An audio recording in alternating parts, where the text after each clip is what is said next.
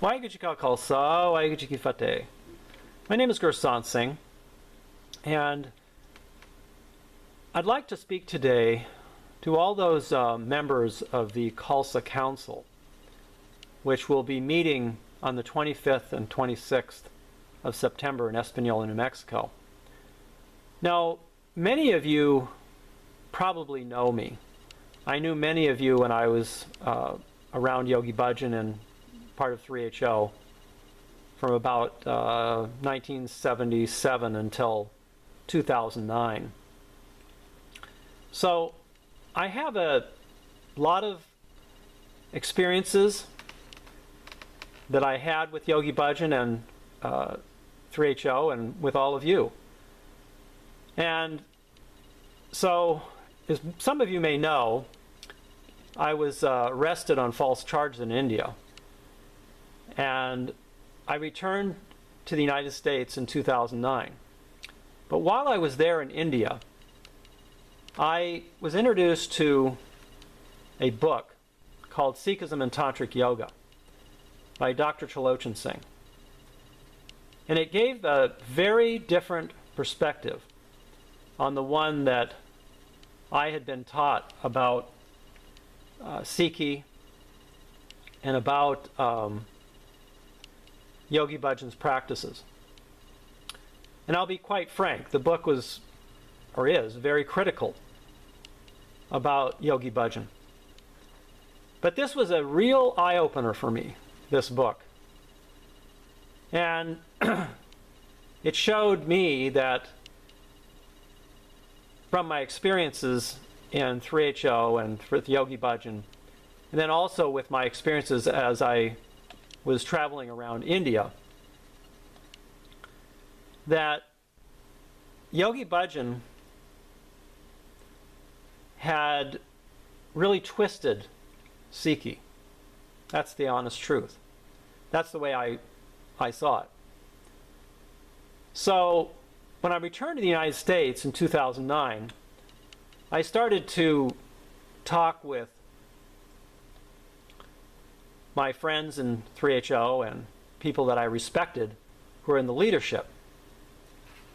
And I want to share with you some of the initial letters here that I received after I started to send out copies of Dr. Chalochan Singh's book, The Sikhism and Tantric Yoga, to the Sangha there in Espanola and then also to others around the United States. Now, for the most part, I received, well, to be honest, a lot of hate mail, because it's very disturbing when you've been practicing something for 35 years and you learn that there is a different perspective, and there are a lot of Sikhs that disagree with what Yogi Bhajan has said. And I'm sure that many of you have heard these criticisms of Yogi Bhajan, but I really didn't pay any attention to them when I was in 3HO. But when I was in India there and had a lot of time on my hands, to say the least, to investigate this, it really struck home to me these ideas. Now, I was brought up in a traditional Christian family, so we believed in one God, and we didn't believe in kind of occult practices, which, after looking at Yogi Bhajan's philosophy and practices, it seemed to me that many of the things that Yogi Bhajan was teaching was either clearly occult, like Tantric Yoga, these astrologies, these Hindu pujas, and doing mantras and tantras in order to gain power or to gain wealth or prosperity. These were all sort of these occult practices, which, after reading Dr. Chalochan Singh's book, really opened my mind to what Yogi Bhajan was really teaching. So not only this, Yogi Bhajan really got us all into a lot of really questionable, to say the least, business practices. And I'm sure many of you are aware of these boiler rooms and telephone sales that were done in Los Angeles, which Yogi Bhajan fully supported.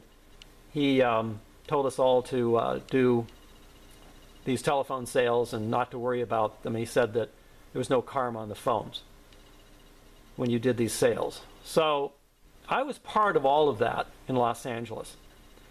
And then when I was there in India from about 2007 to 2009, I started talking with Sikhs there who knew Yogi Bhajan, who were practicing a traditional form of Sikhism, which I really had had no exposure to before I was there in India. So I hope you will pause this video and read some of these comments by 3HO members who, some of them were my friends, some were not, but who had responded to me when I returned and tried to distribute Dr. Chaloshan Singh's book. So just pause the video and you can read through them about all these different things. And it seemed to me from listening to what they were saying that there was a lot of prejudice and outright racism towards the Punjabi community and towards traditional Sikhs. There were several of those letters that said outright racist comments against Punjabis and how you shouldn't listen to them. I won't mention names, but you can read the letters and see what it says. So there was a lot of resistance to this idea of a different perspective on Sikhi and about the teachings of the Sikh Gurus. Now, this is a correspondence that I started to have with Guru Neil Singh, who is part of the Khalsa Council there.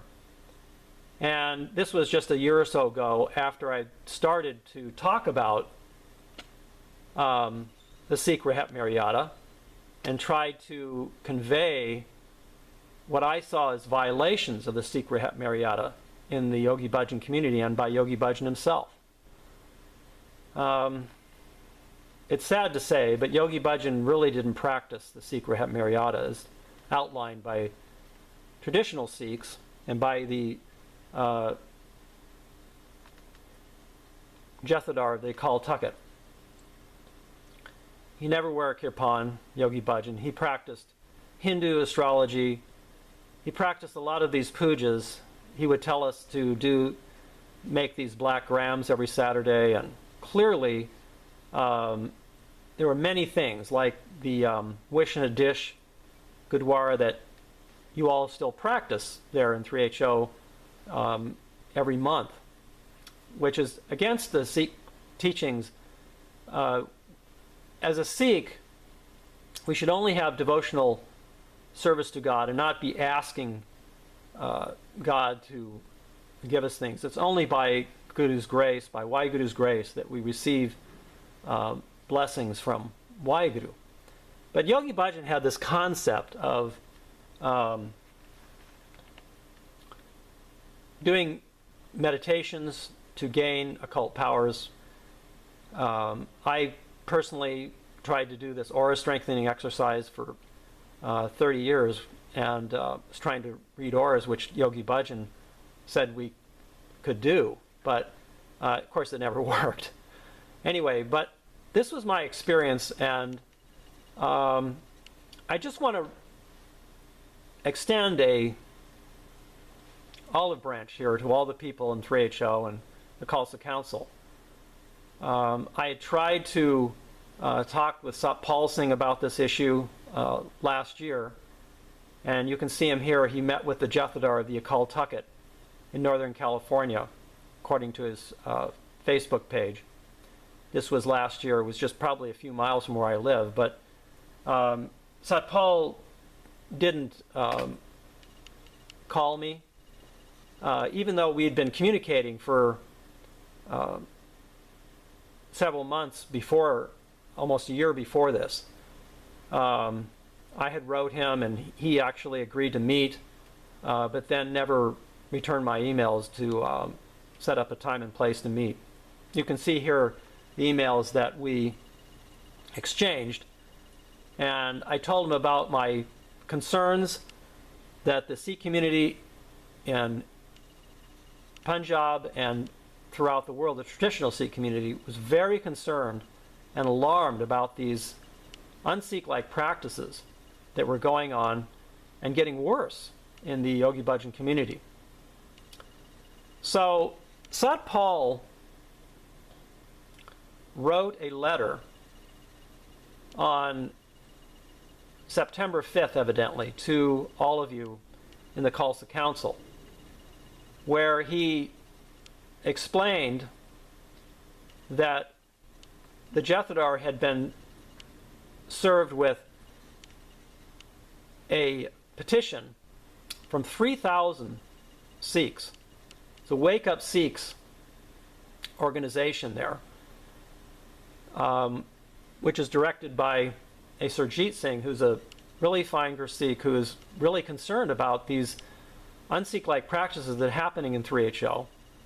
He's particularly concerned about disrespect for Sri Guru Granth Sahib by the 3HO people dancing to Gurbani and to disrespecting Gurbani. Sikhs call it biadbi. So there's been another instance that was talked about in this letter, also from Guru Jokar, who's your Secretary General there, about Gurbani being placed on the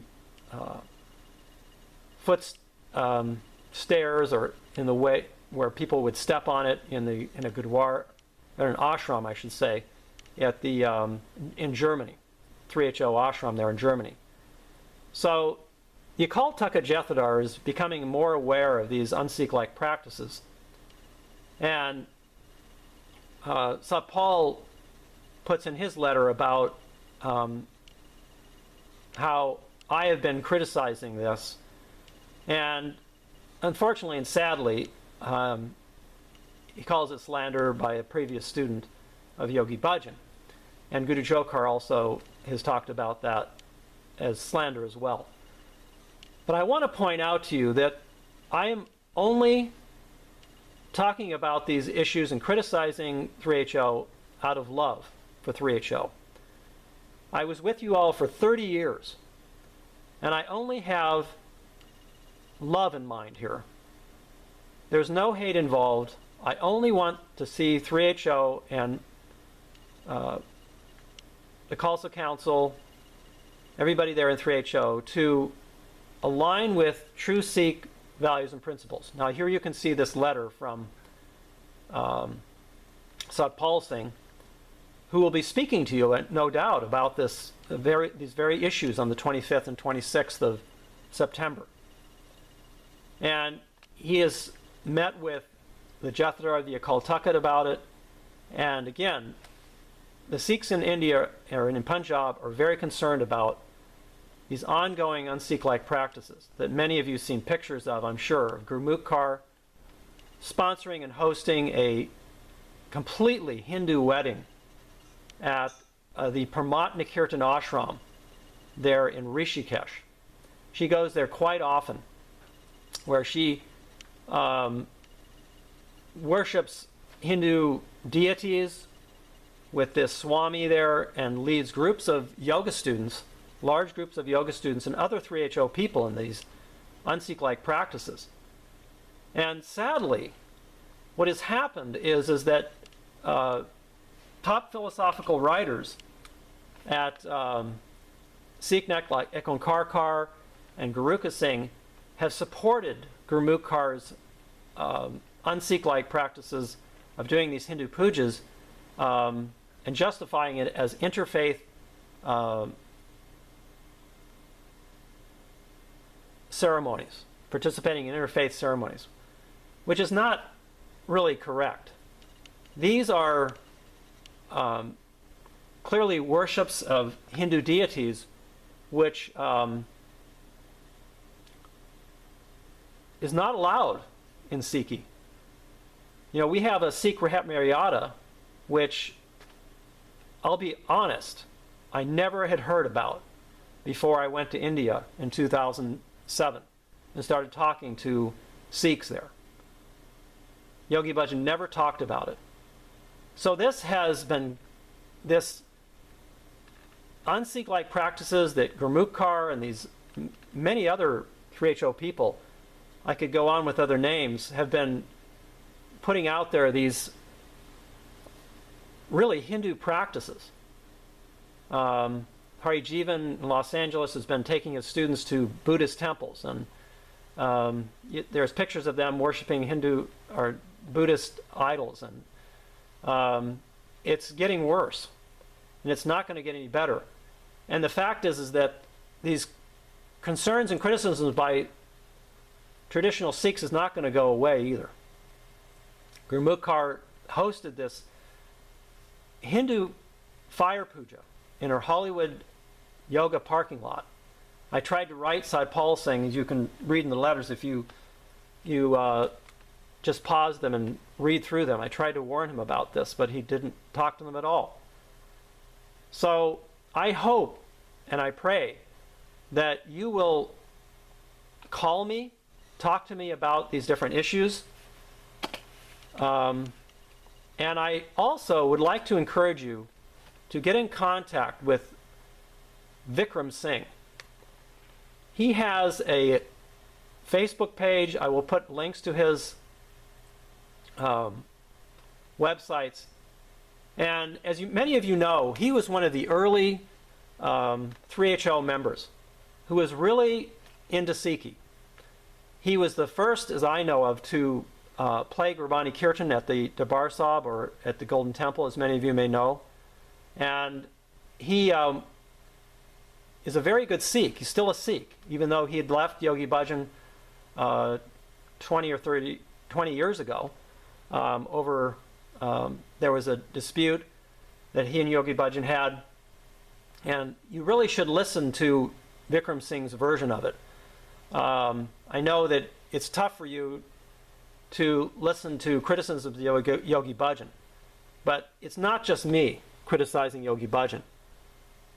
There's a lot of people out there that have some very legitimate arguments against Yogi Bhajan and his teachings. So contact Vikram Singh. He's written some things on the internet now that are very informative and very legitimate in their critical analysis. I think he would be a really good person for the Khalsa Council to consult with.